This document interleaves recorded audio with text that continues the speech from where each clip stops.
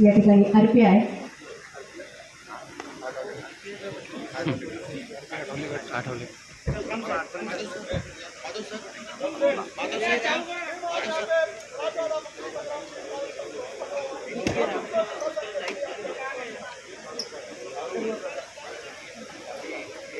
यानंतर मराठवाडा मुक्ती संग्राम दिनानिमित्त शुभेच्छा देण्यासाठी साहेबांना मी विनंती करते. महाराष्ट्र राज्याचे लाडके मुख्यमंत्री, लोकप्रिय मुख्यमंत्री माननीय नामदार श्री देवेंद्र फडणवीस साहेब, मुख्यमंत्री महाराष्ट्र राज्य, साहेबांना मी विनंती करते.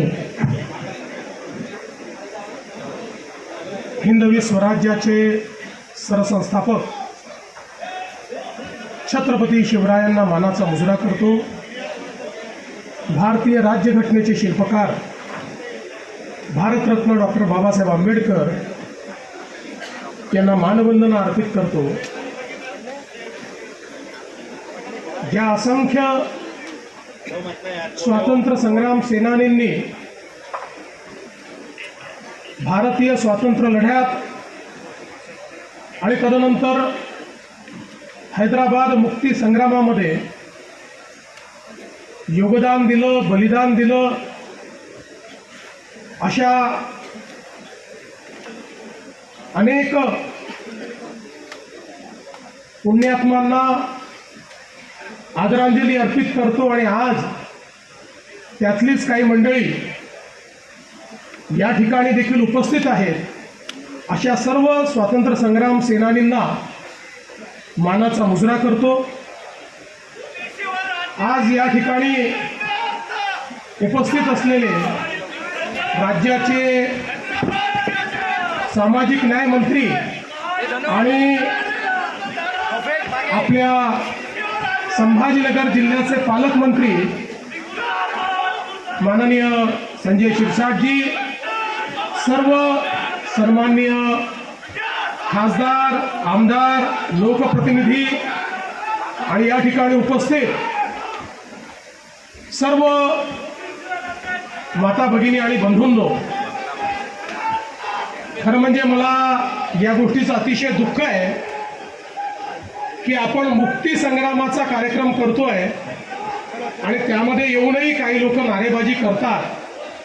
यापेक्षा मोठा स्वातंत्र्य संग्राम सेनानींचा अपमान या ठिकाणी असू शकत नाही.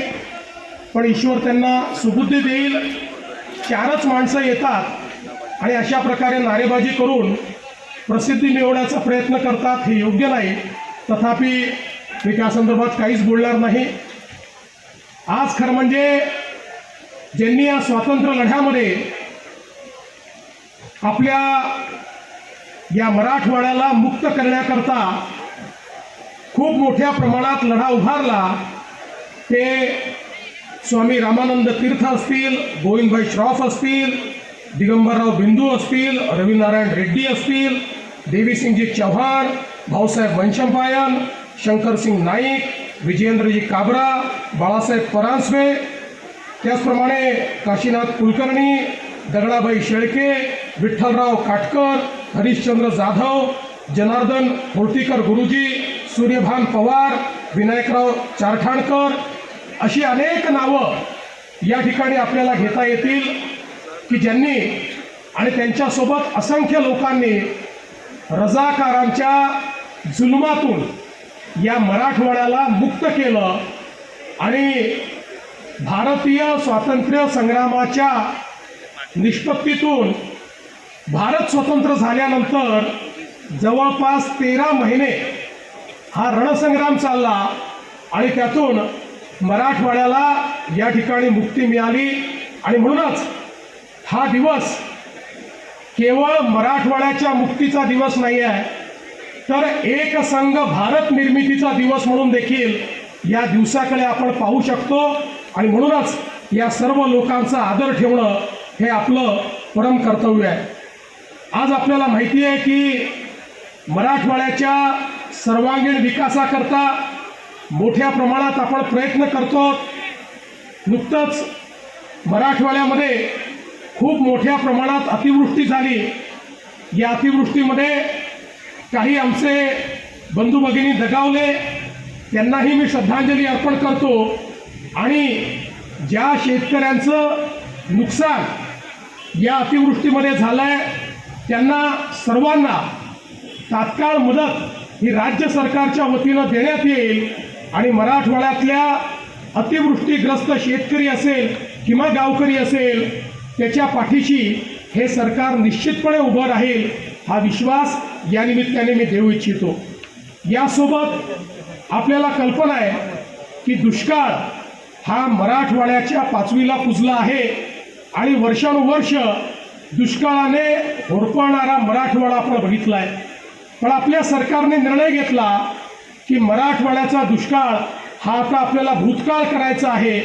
एकीकडे आपण कृष्णा खोऱ्यातलं पाणी हे मराठवाड्यापर्यंत आणलं, आता दुसऱ्या टप्प्यामध्ये सांगली आणि कोल्हापूरचं पुराचं पाणी हे पुन्हा उजनीपर्यंत आणून ते मराठवाड्यात आपण आणणार आहोत आणि त्यासोबत उल्हास खोऱ्याचं 54 TMC पाणी हे देखील आपण मराठवाड्यामध्ये आणणार आहोत। मराठवाड्याचा जो गोदावरीचं खोरं आहे, जे तुटीचं खोरं आहे, हे खोरं त्यातली तूट दूर करून या संदर्भात प्रत्येक शेतकऱ्यापर्यंत हे पाणी पोचवण्याचं काम निश्चितपणे आपल्या सरकारच्या माध्यमातून या ठिकाणी केलं जाईल।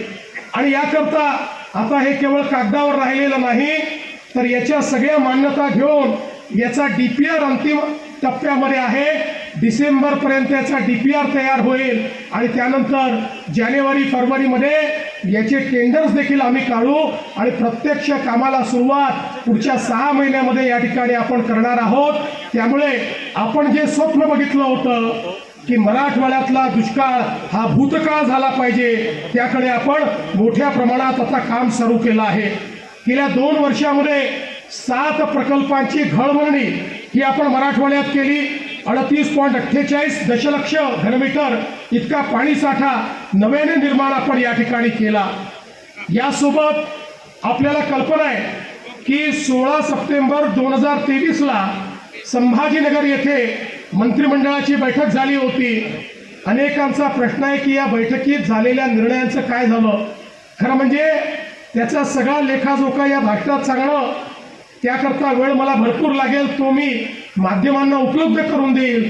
पण मी काही ठळक बाबी सांगू इच्छितो की त्यामध्ये घेतलेल्या निर्णयांमध्ये घृष्णेश्वर मंदिर 61 कोटी रुपये आपण दिले, तुळजाभवानी मंदिर 541 कोटीची आपण तरतूद केली, औंढ्या नागनाथ आराखड्याला मंजुरी दिली, मानव विकास कार्यक्रमाच्या अंतर्गत 94 बसेस दिल्या, संभाजीनगरला जवळपास या ठिकाणी 115 त्या ठिकाणी बसेस दिल्या, 9 महामार्गावर ITMSचा जो निर्णय घेतला होता त्याची जून महिन्यामध्ये वर्क ऑर्डर दिली, 916 अंगणवाड्यांची सुरुवात केली, 26,500 नवीन बचत गट तयार करून त्यामध्ये 2.70 लाख महिलांना जोडलं, भारतरत्न डॉक्टर बाबासाहेब आंबेडकर आदर्श शाळा योजनेच्या अंतर्गत 95 कोटीचा निधी वितरित केला, विविध स्मारके मंदिरे याकरता 253 कोटी रुपये दिले, 3121 कोटीच्या रस्त्यांची कामं ही सुरू केली जी प्रगतीपथावर आहे, हायब्रिड एन्युटीमधनं 7,719 कोटींची कामं आपण सुरू केली, बीड जिल्हा परिषद 70% आपण त्या ठिकाणी इमारतीचं काम पूर्ण केलं, जवळपास 4 लाख सिंचन विहिरीपैकी 30,000 पूर्ण केल्या आणि 1.14 लाख एवढ्या सिंचन विहिरीची कामं आपण सुरू केली। खरं म्हणजे इतकी कामं आहेत, ही सगळी कामं जर मी सांगू लागलो तर यात भरपूर वेळ जाईल, पण मी एवढंच सांगतो आम्ही घेतलेली या ठिकाणची जी काही मंत्रिमंडळाची बैठक होती ही केवळ एक औपचारिकता नव्हती, तर त्यात घेतलेल्या एकेका निर्णयावर कारवाई करण्याचं काम हे या ठिकाणी आपल्या सरकारच्या माध्यमातून चाललेलं आहे। छत्रपती संभाजीनगर सारखा आमचं जे शहर आहे, या शहराच्या पिण्याच्या पाण्याकरता त्या ठिकाणी 2700 कोटी रुपयाची योजना आपल्या सरकारने मंजूर केली आणि महानगरपालिकेचा 800 कोटीचा हिस्सा देखील आपण या ठिकाणी भरण्याचा निर्णय घेतला आणि आपल्याला माहिती आहे आता अंतिम टप्प्यामध्ये त्याचं देखील काम आहे। मी गेले अनेक वर्ष सांगत होतो की महाराष्ट्राच्या औद्योगिकीकरणाचा पुढचा टप्पा आणि पुढचं मॅग्नेट हे छत्रपती संभाजीनगर आणि जालना आणि त्यासोबत DMICचा कॉरिडॉर होणार आहे। आज ते आपल्याला सत्य होताना दिसत आहे। समृद्धी महामार्गामुळे आणि या ठिकाणी DMIC मुळे आज सर्व गुंतवणूकदारांचं अतिशय महत्त्वाचं स्थान, ज्याला आपण फेवरेट स्थान म्हणू शकतो, ते आता छत्रपती संभाजीनगर झालेलं आहे. हुंडईची या ठिकाणी आलेली गुंतवणूक हे दर्शवते की वेगळ्या राज्यात असलेले देखील मोठे मोठे उद्योग ते राज्य सोडून आपल्या छत्रपती संभाजीनगरला या ठिकाणी प्रिफरन्स देतात. आणि आपल्याला खऱ्या अर्थानं गेल्या काही वर्षांमध्ये झालेली इन्व्हेस्टमेंट बघितली तर आता छत्रपती संभाजीनगर हे इलेक्ट्रिक व्हेकलचं, ईव्हीचं देशाचं कॅपिटल बनत आहे, देशाची राजधानी बनते आहे. हे देखील मला या ठिकाणी सांगताना आनंद होतोय. आज अनेक मोठ्या प्रमाणात आपण गुंतवणुकी या ठिकाणी आणल्या आणि या गुंतवणुकीच्या माध्यमातून रोजगाराची निर्मिती ही मोठ्या प्रमाणात आपण करतोय. आणि केवळ संभाजीनगरच नाही तर यासोबत लातूरची कोच फॅक्टरी आता अंतिम टप्प्यामध्ये आहे, ती सुरू होते. जवळपास 14,000 लोकांना त्या ठिकाणी रोजगार मिळणार आहे. आजच संभाजीनगरच नाही तर जसं मी सांगितलं मराठवाड्याच्या इतर भागात जे आपलं काम चाललेलं आहे, आता या कार्यक्रमानंतर आम्ही बीडला जाणार आहोत आणि बीडमध्ये वर्षानुवर्षाचं मराठवाड्याचं स्वप्न, या ठिकाणी बीडपर्यंत रेल्वे धावली पाहिजे, अहिल्यानगरपासनं बीडपर्यंतची रेल्वे, याचं आज प्रत्यक्षात स्वप्न हे पूर्ण करण्याचं काम आपल्या शासनाच्या माध्यमातून या ठिकाणी होत आहे. आणि म्हणून मी या निमित्ताने आपल्याला एवढंच सांगतो, देशाचे प्रधानमंत्री माननीय नरेंद्र मोदीजी यांच्या नेतृत्वामध्ये महायुतीचं सरकार, मी स्वतः असेल, एकनाथरावजी शिंदे, अजितदादा पवार असतील, आमचं सगळं मंत्रिमंडळ असेल, मराठवाड्याच्या हिताकरता आणि मराठवाड्याच्या प्रगतीकरता आम्ही काम करत राहू. आणि हे करत असताना आपल्या सगळ्यांचा आशीर्वाद आणि आपल्या सगळ्यांच्या सूचना या आमच्याकरता अत्यंत मोलाच्या ठरतील. मी आज या निमित्ताने पुन्हा एकदा या ठिकाणी उपस्थित असलेल्या स्वातंत्र्य संग्राम सेनानींचं अभिवादन करतो, हुतात्म्यांना श्रद्धांजली देतो. मराठवाडा मुक्ती दिनाच्या आपल्या सर्वांना मनापासनं या ठिकाणी शुभेच्छा देत माझं बोलणं संपवतो. धन्यवाद. जय हिंद, जय महाराष्ट्र, जय मराठवाडा. धन्यवाद साहेब. आणि यानंतर सर्व आमंत्रित निमंत्रितांना शुभेच्छा देण्यासाठी आपल्याकडे साहेबांचं आगमन होत आहे.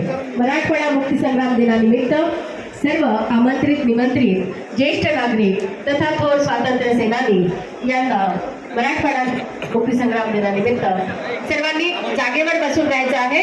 साहेबांचं आपल्याकडे आगमन होत आहे. त्यांच्या समवेत आहेत माननीय विभागीय आयुक्त जितेंद्र पापळकर सर, दिलीप स्वामीजी, जिल्हाधिकारी आणि स्वतः पालकमंत्री माननीय संजयजी शिरसाट साहेब. साहेबांचं आगमन आपल्याकडे